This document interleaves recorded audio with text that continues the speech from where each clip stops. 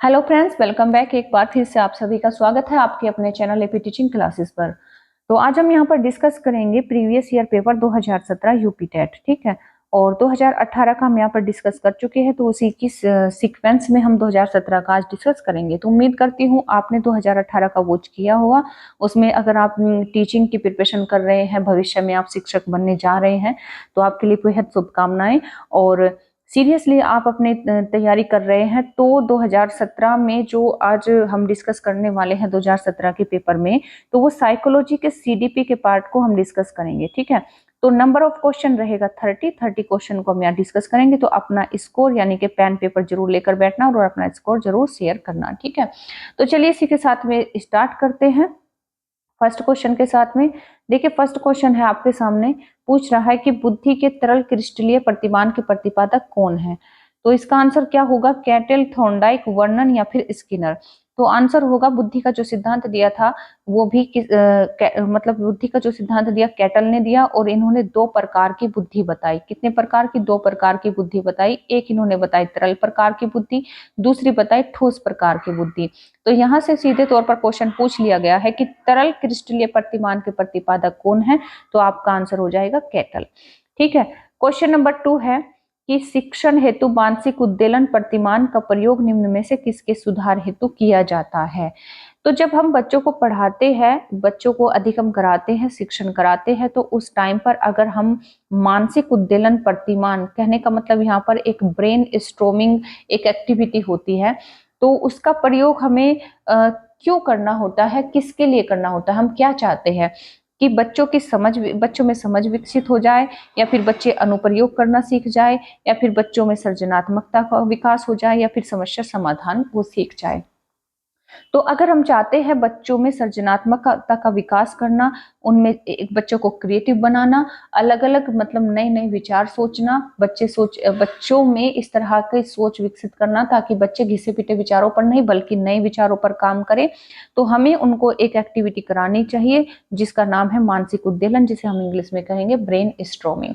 और ये होती क्या है, ये होती ये है कि इसमें बच्चों को ग्रुप में कोई भी हम प्रॉब्लम देते हैं और बच्चे उस पर अपने अपने पर्सपेक्टिव पेश करते हैं, अपने अपने विचार, अपने अपने जो है नए ढंग से चीजों को, तरीकों को बताते हैं। ठीक है, तो क्वेश्चन नंबर 2 हमने डिस्कस किया। क्वेश्चन नंबर 3 कि गोलमैन निम्न में से किससे संबंधित है।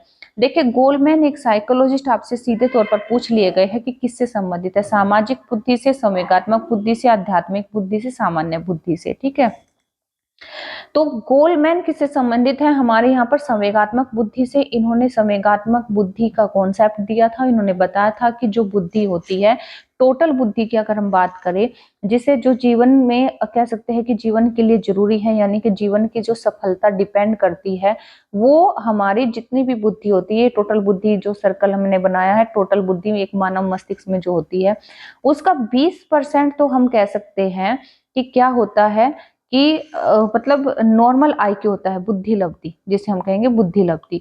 लेकिन जो उसका 80% होता है, 80% जो होती है वो होती है संवेगात्मक बुद्धि।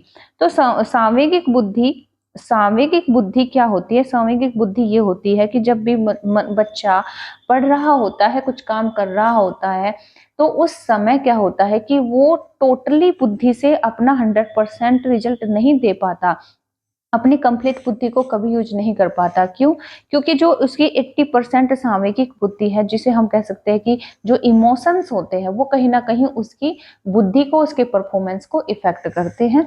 वो अपना मतलब कंप्लीटली बुद्धि का यूज ना करके कह सकते हैं कि वो 20% ही यूज कर पाता है। क्यों? क्योंकि इसका जो 80% बुद्धि का पार्ट है वो सामयिक बुद्धि का बना हुआ है। इसीलिए वो हर बार बच्चा कभी दुखी होता है, कभी उदास होता है, कभी पढ़ाई में मन नहीं लगता, वो इसके कारण मतलब वो इस बुद्धि का कारण होता है। ठीक है, उसका मतलब नेचुरली उन्हें नहीं बताया, मतलब ये बताया कि उसमें बच्चे का अपना कोई रोल नहीं होता है, बल्कि उसके अंदर जो सामयिक बुद्धि है वो उसे ऐसा करना नहीं देती है। ठीक है, बात समझ गए। क्वेश्चन नंबर 4 है कि निम्न में से कौन से शेष से भिन्न है। निम्न में से कौन शेष से भिन्न है, तो आपको यहाँ पर 3 जो सिमिलर है और एक इरिलेवेंट है, तो वो आपको देखना है। कि अधिगम के लिए अधिगम का सिद्धांत, समान अवयवों का सिद्धांत, ड्राइव रिडक्शन सिद्धांत या फिर सामान्यीकरण का सिद्धांत। देखिए अधिगम के लिए अधिगम का सिद्धांत, समान अवयवों का सिद्धांत और सामान्यीकरण का सिद्धांत सिमिलर है, लेकिन यहाँ पर जो मतलब एक तरह से भिन्न है, इन तीनों से अलग है, वो है ड्राइव रिडक्शन का सिद्धांत। ये ड्राइव रिडक्शन का सिद्धांत हमारे क्लार्क हल ने दिया था। क्लार्क हल की ये थ्योरी है, ठीक है। और क्लार्क हल में इन्होंने ये जो थ्योरी दी थी 1943 में दी थी, ठीक है। तो यहाँ पर ये मैच नहीं करता है, बाकी जो है अधिगम से संबंधित है, ठीक, बात समझ गए। क्वेश्चन नंबर 5 है कि संज्ञानात्मक संप्राप्ति का न्यूनतम स्तर क्या है। जो संज्ञानात्मक जो ब्लूम ने थ्योरी दी है वो 3 प्रकार के डोमेन की थ्योरी दी है। तो 3 प्रकार के डोमेन में जो फर्स्ट डोमेन यहाँ पर फर्स्ट आया है, 3 प्रकार के डोमेन कौन कौन से होते हैं, एक होता है संज्ञानात्मक, एक होता है आपका भावात्मक, ठीक है, और एक होता है मनोगत्यात्मक, ठीक। तो मनोगत्यात्मक, ठीक। तो यहाँ पर फर्स्ट डोमेन से आपसे क्वेश्चन पूछ लिया है, और इसमें भी जो होते हैं इनमें 5-5 स्टेप होते हैं और इनमें इसमें 6 स्टेप होते हैं। तो सबसे पहला जो स्टेप होता है वो होता है ज्ञान, उसके बाद आता है बोध, उसके बाद आता है अनुप्रयोग, उसके बाद आता है विश्लेषण, ठीक है, विश्लेषण, और उसके बाद आता है संश्लेषण। संश्लेषण के बाद में जो लास्ट होता है वो होता है मूल्यांकन। तो इस प्रकार से ये 6 स्टेप इसमें रहते हैं, 6 लेवल रहते हैं, ठीक है। तो सबसे पहला आपका न्यूनतम स्तर पूछा, यानी कि जहां से स्टार्टिंग होती है तो न्यूनतम स्तर हो जाएगा आपका ज्ञान, ठीक है, बात समझ गए। क्वेश्चन नंबर 6 है कि एक बालक जो साइकिल चलाना जानता है मोटर बाइक चलाना सीख रहा है, यह उदाहरण होगा। तो ये उदाहरण किसका होगा। देखिए जब बच्चा सिमिलर कह सकते हैं कि एक क्षेत्र में ही, उसी क्षेत्र में एक हाई लेवल की चीज सीख रहा है, क्योंकि बच्चा पहले साइकिल चलाना जानता है, फिर उसके बाद वो मोटर बाइक चलाना जान गया, तो उसने कुछ हाई लेवल का काम किया है, ठीक है। तो जब जो लेवल होता है जब वो ऊपर की तरफ जाता है, वर्टिकल वे में जाता है, ना कि हॉरिजॉन्टल, हॉरिजॉन्टल क्षैतिज में नहीं जा रहा है, यानी कि एक ही फील्ड की दोनों चीजें नहीं कर रहा है वो, बल्कि फील्ड तो वही है लेकिन उसका जो है लेवल अप हो रहा है, ठीक है, वो लेवल अप हो रहा है। तो लेवल अप हो रहा है, ऊपर जा रहा है, उसने हाई लेवल का कुछ सीखा है, ठीक है, तो हाई लेवल का सीखा है, तो ये ऊर्ध्व अधिगम अंतरण का सिद्धांत हो जाएगा, बात समझ गए, ठीक है। तो ये क्या हो जाएगा, वर्टिकल वे में चीजें सीख रहा है। क्वेश्चन नंबर 7 है कि निम्न में से कौन सा अधिगम के पठार का कारण नहीं है। देखिए अधिगम में पठार होता क्या है, अधिगम में पठार क्या है कि जब बच्चा पढ़ाई कर रहा है, कुछ सीख रहा है, जिसे हम अधिगम कहते हैं, तो उसमें कुछ ना कुछ रुकावट आ जाती है, बाधा आ जाती है, एक ठहराव आ जाता है, जिसे हम कह सकते हैं कि, या फिर कह सकते हैं कि बच्चा एक सिचुएशन पर जाकर रुक जाता है, अटक जाता है, तो उसे हम पठार, साइकोलॉजी मनोविज्ञान की भाषा में उसे हम पठार कहते हैं, ठीक है, बात समझ गए। तो पठार का कौन सा कारण नहीं है। देखिए प्रेरणा की सीमा, विद्यालय का असहयोग, शारीरिक सीमा या ज्ञान की सीमा, ठीक है। तो अगर प्रेरणा की कमी होगी तो भी बच्चे का पढ़ाई में इंटरेस्ट नहीं होगा, एक टाइम के बाद रुक जाएगा। विद्यालय का असहयोग, शारीरिक सीमा, शारीरिक सीमा, बच्चा थका हुआ होगा, मन उदास होगा तो भी उसका पढ़ाई में मन नहीं लगेगा, वो आगे सीखने को उसको मन नहीं करेगा। ज्ञान की सीमा, ज्ञान की सीमा का भी ये होता है कि अगर जो है बच्चा कह सकते हैं कि उसको एकदम से बहुत ज्यादा टफ चीजें बता दी गई कि हमें तो बच्चे को ज्ञानी बनाना है, तो भी जो है बच्चा टफ होने की वजह से उस चीज को वहीं पर छोड़ देगा, आगे सीखेगा नहीं। लेकिन विद्यालय का असहयोग का कोई भी कारण ऐसा नहीं है जिससे कि कह सकते हैं कि बच्चा पढ़ाई में इंटरेस्ट नहीं जताता है या फिर उसके अधिगम में पठार आ जाता है, उसके अधिगम में कोई रुकावट या बाधा आ जाती है। बाकी 3 कारण जो है बच्चे से संबंधित है और कह सकते हैं कि उसके अधिगम में रुकावट के कारण बनते हैं, उसके अधिगम में पठार के कारण बनते हैं, ठीक है, बात समझ गए। क्वेश्चन नंबर 8 है कि अधिगम अनुभव और प्रशिक्षण के परिणाम स्वरूप व्यवहार में परिवर्तन है। ये एक डेफिनेशन यहाँ पर दी गई है, आपसे पूछ रहा है कि यह कथन किसके द्वारा दिया गया है। तो गेट्स व अन्य के द्वारा, या फिर मॉर्गन व गिललैंड के द्वारा, या फिर जो है स्किनर, या फिर कॉर्नब्रैक। ये किसने, ये जो कथन है ये किसने दिया है, तो ये इसका आंसर हो जाएगा गेट्स व अन्य के द्वारा, ठीक है। क्वेश्चन नंबर 9 है, देखिए यूपी टेट में जो है डेफिनेशन बहुत पूछी जाती है, ये आप थोड़ा सा इस पर काम करने की जरूर कोशिश करें, ठीक है, जो इंपॉर्टेंट डेफिनेशन है उस पर जो है अपनी पकड़ जरूर बनाएं। क्वेश्चन नंबर 9 है, स्टैनफोर्ड बिने परीक्षण मापन करता है।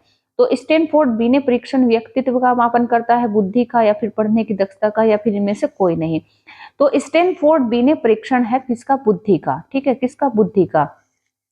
तो यहाँ पर जो स्टैनफोर्ड बिने परीक्षण था, साइमन ने और जो बिने ने मिलकर एक परीक्षण बनाया था, जिसका जो मतलब कह सकते हैं कि योगदान रहा, या फिर कह सकते हैं कि यूज किया गया, वो बुद्धि को मापने के लिए किया गया। आईक्यू एक इन्होंने कॉन्सेप्ट बनाया, आईक्यू कॉन्सेप्ट। तो यहाँ से सीधे क्वेश्चन पूछ लिया जाता है कि आईक्यू कॉन्सेप्ट किसने दिया। जब आईक्यू कॉन्सेप्ट की बात आई तो आप उत्तर दोगे स्टर्न ने दिया। लेकिन वहीं दूसरी ओर, क्योंकि इन्होंने ये जो कॉन्सेप्ट था ये अधूरा दिया था, ठीक है, ये अधूरा दिया था उस टाइम पर। लेकिन दूसरी बात अगर ये पूछ ली जाए कि इसको कंप्लीट किसने दिया या फिर इसको विकसित किसने किया, तो विकसित करने से संबंधित क्वेश्चन आ जाए, आईक्यू के विकसित करने से, या फिर कह सकते हैं कि आईक्यू को, जो आईक्यू यानी कि बुद्धि लब्धि मापन के जनक कौन है। अगर इस तरीके से क्वेश्चन पूछ लिया जाए कि बुद्धि लब्धि मापन के जनक, ठीक है, जनक से अगर क्वेश्चन पूछ लिया जाए तो आप कहोगे टर्मन। ठीक है, बात समझ गए। आईक्यू का कॉन्सेप्ट किसने दिया? तो स्टर्न ने दिया। लेकिन बुद्धि लब्धि मापन के जनक यानी कि इसका जो फॉर्मूला जो विकसित किया वो किसने किया था? टर्मन ने किया था। ठीक, वहीं दूसरी ओर अगर घुमाकर क्वेश्चन ये पूछ लिया जाए कि मानसिक आयु का कॉन्सेप्ट किसने दिया, मानसिक आयु का कॉन्सेप्ट किसने दिया, तो ये किसने दिया था? ये बिने ने दिया था। तो यहीं से आपके कई सारे क्वेश्चन क्लियर हो गए। अगर हाँ, आपको थोड़ा सा ये भी ध्यान रखना है कि इसमें कंफ्यूजन बहुत होता है, तो अच्छे से याद कर लेना है। ठीक है, आपके लिए मैं यहाँ पर एक क्वेश्चन छोड़ने चाहूंगी और वो आपको बताना है कमेंट बॉक्स में। तो आपको बताना है कि आईक्यू शब्द का सबसे पहले यूज किसने किया था। ठीक है, ओके, नेक्स्ट मूव करेंगे 10 नंबर क्वेश्चन की तरफ। तो अंतर्मुखी व्यक्तित्व एवं बहिर्मुखी व्यक्तित्व का वर्गीकरण किसने किया? अंतर्मुखी व्यक्तित्व एवं बहिर्मुखी व्यक्तित्व का वर्गीकरण किसने दिया? दो प्रकार का व्यक्तित्व किसने बताया था? फ्रायड ने, युंग ने, मन ने, या फिर ऑलपोर्ट ने। तो दो प्रकार के व्यक्तित्व का वर्णन किया था किसने? युंग ने। ठीक है, ओके। तो क्वेश्चन नंबर 11 है, क्वेश्चन नंबर 11 कि बच्चों के सामाजिक विकास को प्रभावित करने वाले कारक है। बच्चों में जो सोशल डेवलपमेंट होता है, तो सोशल डेवलपमेंट को कोई ना कोई तत्व, कोई ना कोई कारक जरूर प्रभावित करते हैं। तो वो प्रभावित करने वाले कारक कौन से हैं? आर्थिक तत्व होते हैं, सामाजिक परिवेशजन्य तत्व होते हैं, शारीरिक तत्व, या फिर वंशानुगत तत्व। देखिए, अगर साइकोलॉजी की दृष्टि से देखा जाए ये सभी के सभी महत्वपूर्ण है, लेकिन जब साइकोलॉजिकली हमें आंसर लेना होता है तो उस तरीके से हमें जो है एक ऐसा आंसर लेना होता है जिससे क्या कह सकते हैं कि जिसमें सारे तत्व समाहित हो जाए। तो सामाजिक परिवेश जन्य यानी कि हम अगर कहे कि जो समाज का परिवेश होता है उसमें आर्थिक तत्व भी आ जाएंगे, शारीरिक तत्व भी आ जाएंगे, वंशानुगत तत्व भी आ जाएंगे। कुल मिलाकर बात यहाँ पर ये समझाने की कोशिश कर रहे हैं कि सामाजिक विकास को प्रभावित करने वाले इतने सारे कारक होते हैं जिन्हें हम सामाजिक परिवेश जन्य तत्व कहते हैं। ठीक है, क्वेश्चन नंबर 12 है कि निम्न में से कौन सा शारीरिक विकास का एक प्रमुख नियम है। तो शारीरिक विकास का एक प्रमुख नियम आपको बताना है, बाकी तीन इसमें गलत है। तो मानसिक विकास से भिन्नता का नियम, अनियमित विकास का नियम, या फिर दूरगामी विकास का नियम, या फिर कल्पना और संवेगात्मक विकास के संबंध का नियम। तो शारीरिक विकास जब बच्चों में होता है, कह सकते हैं जिसे हम कहते हैं ग्रोथ, या फिर दूसरी भाषा में कहे वृद्धि। ठीक है, तो बच्चों में जो वृद्धि होती है, जो ग्रोथ होती है, उसके लिए कुछ नियम होते हैं। जरूरी ये होता है कि जब बच्चे का मोटापा बढ़ रहा हो, बच्चे की लंबाई बढ़ रही हो, तो किसी ना किसी रूल को फॉलो करता है। ठीक है, तो उसका जो यहाँ पर जो प्रमुख नियम होता है वो होता है दूरगामी विकास का नियम। दूरगामी विकास के नियम से क्या मतलब है कि बच्चे का वेट भी बहुत ज्यादा जल्दी से बढ़ जाएगा, गिर भी जल्दी से जाएगा। बच्चे की लंबाई भी क्या होती है, अचानक से हमें बढ़ी हुई दिखती है। ठीक है, और वो एक खासकर अगर हम देखें तो शैशवावस्था में बहुत तेजी से बढ़ती है, किशोर अवस्था में बहुत तेजी से बढ़ती है। दूर का मतलब होता है एकदम स्पीडली। ठीक है, तो जो शारीरिक विकास होता है वो दूरगामी विकास के नियम को फॉलो करता है। बात समझ गए। क्वेश्चन नंबर 13 है कि निम्न में से कौन सा विकास का सिद्धांत नहीं है।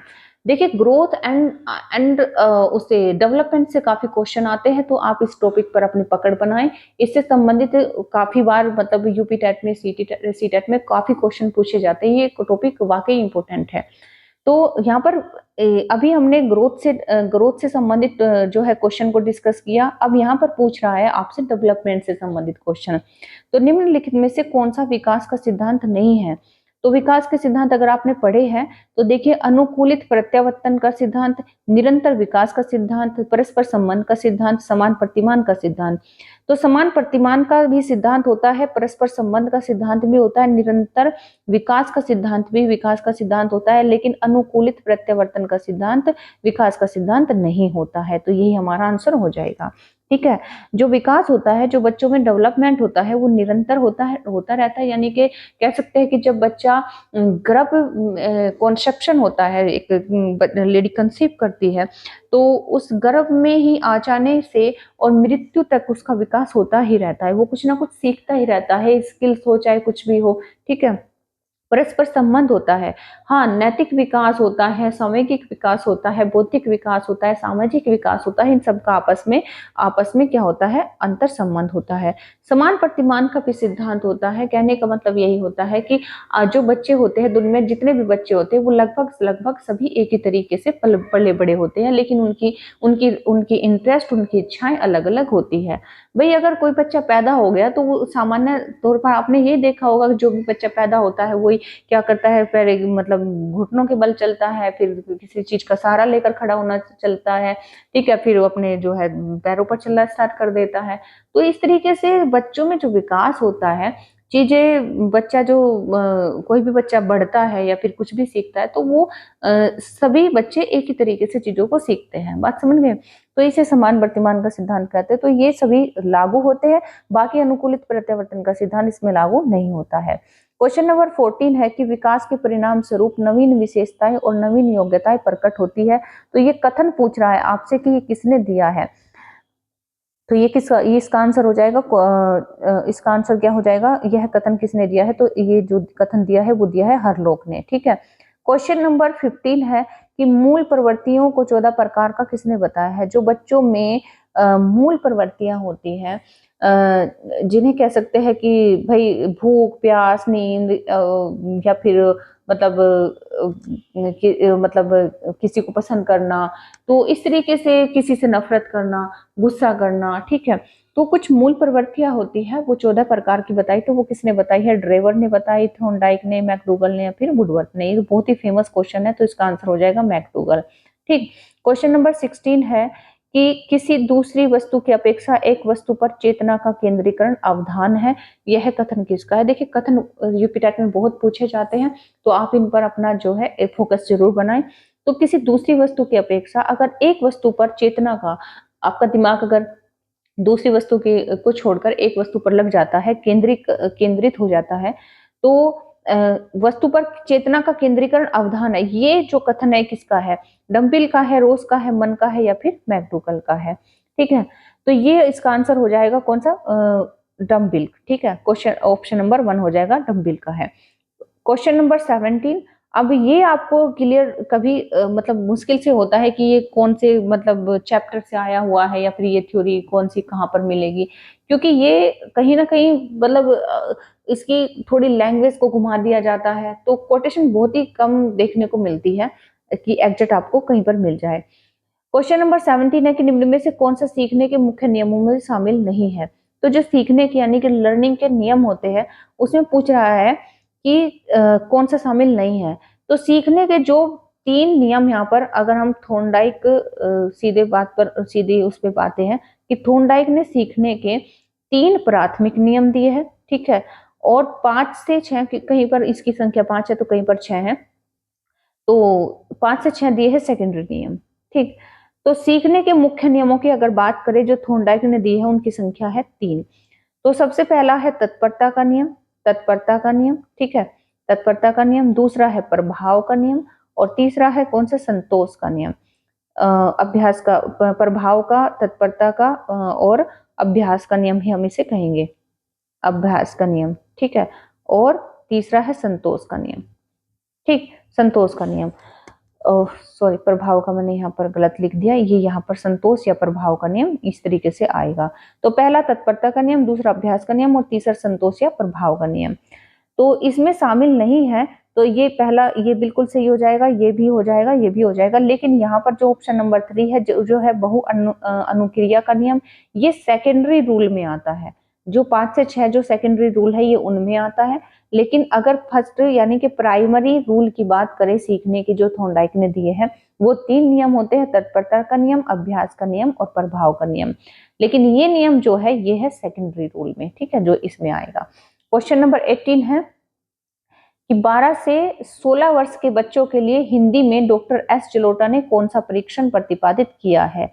देखिए, डॉक्टर एस जलोटा ने एक परीक्षण प्रतिपादित किया था जो बुद्धि से संबंधित था, ठीक है। तो यहाँ पर लेकिन किस प्रकार की बुद्धि से संबंधित था, किस प्रकार की मानसिकता से संबंधित था, ये जरूर पूछा जाता है। तो अशाब्दिक बुद्धि परीक्षण या फिर साधारण मानसिक योग्यता परीक्षण या फिर आर्मी अल्फा परीक्षण या फिर चित्रांकन परीक्षण। तो इनका जो परीक्षण का नाम था, या फिर कह सकते हैं कि इनका जो कॉन्सेप्ट था वो था साधारण मानसिक योग्यता परीक्षण, ठीक है। बात हुई क्लियर। क्वेश्चन नंबर है यहाँ पर आपका जो इसमें सॉरी,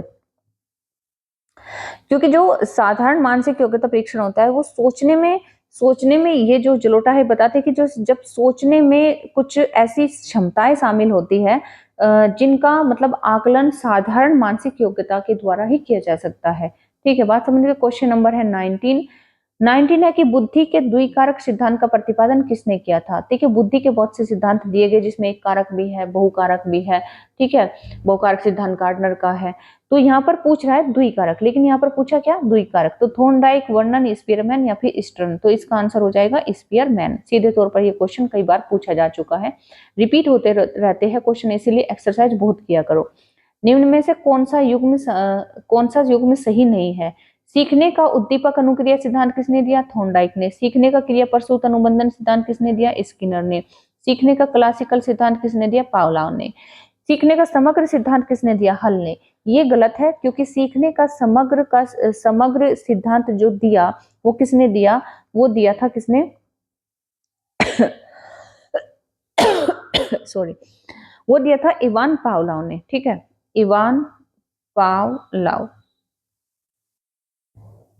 ठीक है। तो सीखने का समग्र सिद्धांत, देख इवान पावलोव ने, सॉरी मैंने गलत लिखा है, ये ऊपर वाला लिख दिया मैंने, यहाँ पर इवान पावलोव ने। समग्र सिद्धांत किसने दिया था, कोहलर ने दिया था, कोहलर ने, ठीक है। तो इस तरीके से ये हमारा आंसर हो जाएगा, यही जो है यहाँ पर गलत है, मिसमैच है। बात समझ गए। क्वेश्चन नंबर 21 है कि निम्न में से इनमें से कौन सा सुजनन शास्त्र के पिता के नाम से जुड़ा हुआ है। तो सुजनन शास्त्र के पिता किसको कहा जाता है, क्रो को, रोस को, गॉल्टन को या फिर जो है वुडवर्थ को। तो सुजनन शास्त्र यानी कि यूजेनिक्स। तो यूजेनिक्स का मतलब क्या है कि जो कह सकते हैं कि सामाजिक रूप से मतलब कुछ जो एजेंसियां होती है उनको नियंत्रित करने का अध्ययन होता है। कहने का मतलब यह है कि जो भविष्य की जो पीढ़ियां होती हैं, ठीक है, भविष्य में मतलब आने वाली पीढ़ियां हैं, आने वाली नस्लें हैं, तो उनमें जो गुण होते हैं वो चाहे सामाजिक गुण हो, चाहे जो है शारीरिक गुण हो, मानसिक गुण हो, तो उनको किस तरीके से सुधारा जा सकता है, किस तरीके से खराब किया जा सकता है। तो इस तरह का इसमें स्टडी की जाती है, जिसका जो प्रतिपादन किया है वो किसने किया है, गाल्टन ने किया है, ठीक है। और इनके सिद्धांत का नाम क्या है, सुजनन शास्त्र। तो सुजनन शास्त्र के पिता कौन है, गाल्टन है, ठीक है। क्वेश्चन समझ गए। क्वेश्चन नंबर 22 है 22 है कि ग्रंथियों के आधार पर व्यक्तित्व के विभिन्न प्रकारों की चर्चा किसने की है। तो व्यक्तित्व के प्रकार, विभिन्न प्रकार मतलब बताए गए हैं अलग अलग मनोवैज्ञानिकों के द्वारा, लेकिन स्पेशली यहाँ पर जो ग्रंथियों के आधार पर बताया था कि जो व्यक्ति होता है उनमें इंटरनली एंड एक्सटर्नली कुछ मतलब गुण होते हैं। और अगर इंटरनली की बात करें तो इंटरनली की जो संज्ञा दे दी गई है तो वो ग्रंथियों को दे दी गई है, ठीक है। तो इस प्रकार की जो चर्चा की है वो किसने किया, क्रैसमर ने, कैनन ने, युंग ने या फिर स्पेंजर ने। तो ये जो सिद्धांत दिया था व्यक्तित्व के ग्रंथियों के आधार पर, तो वो वर्गीकरण किया था किसने किया था, कैनन ने किया था, ठीक है। बात क्लियर हुई। क्वेश्चन नंबर 23 है कि सृजनात्मकता मौलिक परिणामों को अभिव्यक्त करने की मानसिक प्रक्रिया है। फिर से आपसे एक डेफिनेशन पूछ रहा है सृजनात्मकता के चैप्टर में, आपको आसानी से देखने को मिल जाएगा कि सृजनात्मकता मौलिक परिणामों को अभिव्यक्त करने की मानसिक प्रक्रिया है। तो ये कथन किसका है? कोल एवं ब्रूस का, ड्रेवल का, या फिर डिहान का, या फिर क्रो एवं करो का। ठीक है, तो ये किसका मतलब किसका कथन है? ठीक है, तो ये कथन हो जाएगा क्रो एवं करो का। ठीक, क्वेश्चन नंबर 24 है कि विद्रोह की भावना की प्रवृत्ति निम्न में से किस अवस्था से संबंधित है? देखिए, बच्चे में मतलब अपनी इच्छाओं को पूरा न होने देने पर क्या होता है कि बच्चा विद्रोह की भावना में आ जाता है। तो वह कौन सी अवस्था हो सकती है? तो बाल्यावस्था, शैशवावस्था, पूर्व किशोर अवस्था, या फिर मध्य किशोर अवस्था।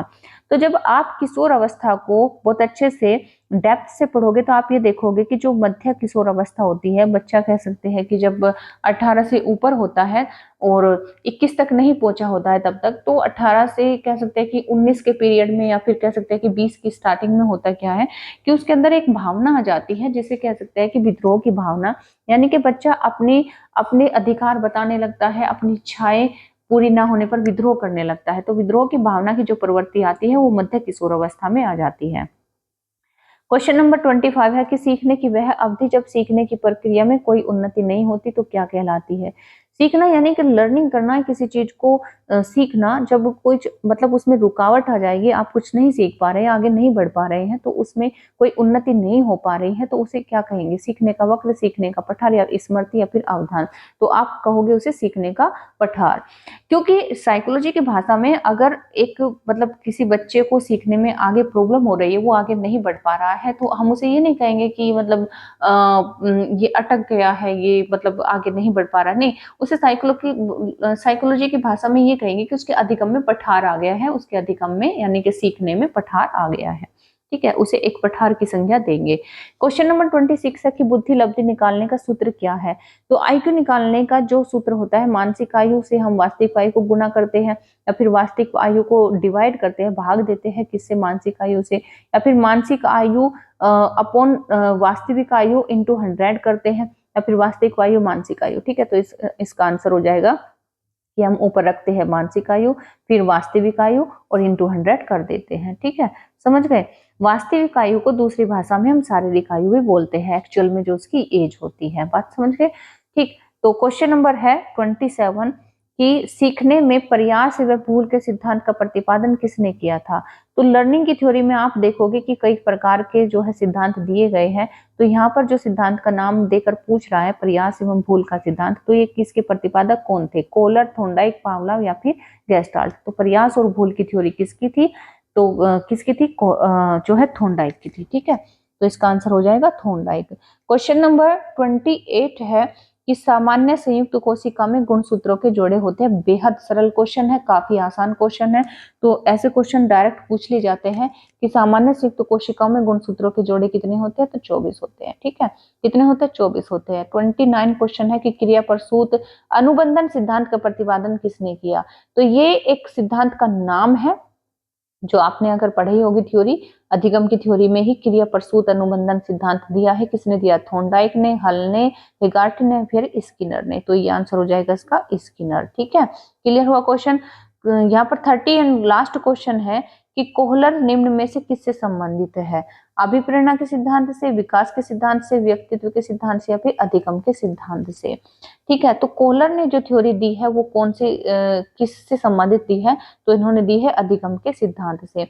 तो लर्निंग थ्योरी से अगर डायरेक्ट क्वेश्चन आता है कि लर्निंग थ्योरी से कौन संबंधित है, तो कोहलर है, क्योंकि इन्होंने अधिगम में अपने समग्र सिद्धांत का दिया है, अंतर्दृष्टि वाला सिद्धांत दिया है। ठीक है, बात समझ गए? तो इस तरीके से हमने 30 क्वेश्चन को यहाँ पर डिस्कस किया। आई होप आपने हर एक क्वेश्चन को अच्छे से समझा होगा और अपना स्कोर जरूर साथ में यहाँ पर मतलब मेंटेन किया होगा। तो स्कोर आपका 30 में से कितना बना और जरूर शेयर करें, और अपने अच्छे परफॉर्मेंस के लिए कंटिन्यू क्लास को वॉच करें और बाकी लोगों को भी शेयर करें। अगर आप चैनल पर नए हैं तो चैनल को कर लेना सब्सक्राइब, क्योंकि हम यहाँ पर डे साइकोलॉजी के इंपॉर्टेंट क्वेश्चन को, उनके कॉन्सेप्ट को, हर एक टॉपिक को डिस्कस करते हैं। ठीक है, तो क्लियर हुआ यहाँ तक का? I hope. देखिए यहाँ पर कुछ लिंक्स दिए गए हैं। ये इंस्टा का पेज है, फेसबुक आईडी है, और यहाँ पर आप जो है क्लास देख रहे हैं, ये है जो जिसे टेलीग्राम बोलते हैं, टेलीग्राम का एक QR कोड है जिसे आप स्कैन करके इसके साथ में कनेक्ट हो सकते हैं। और व्हाट्सएप पर कनेक्शन के लिए या फिर कह सकते हैं जुड़ने के लिए इस नंबर को जरूर मतलब फॉलो कर लें, ठीक है, ऐड कर लें अपने फ़ोन में। और बाकी ईमेल आईडी का लिंक भी यहाँ पर है, आप इसके साथ में कनेक्ट हो जाए। तो इस तरीके से हम यहाँ पर पर डे जो है साइकोलॉजी के इंपॉर्टेंट क्वेश्चनों को, टॉपिक को डिस्कस करते हैं। तो अगर किसी के लिए क्लास वैल्यूएबल हो सकती है तो उसे जरूर शेयर करें, ठीक है। तो थैंक्स फॉर वॉचिंग, मिलते हैं नेक्स्ट क्लास में, तब तक के लिए रखिए अपना ख्याल। तो take care, bye bye, thank you.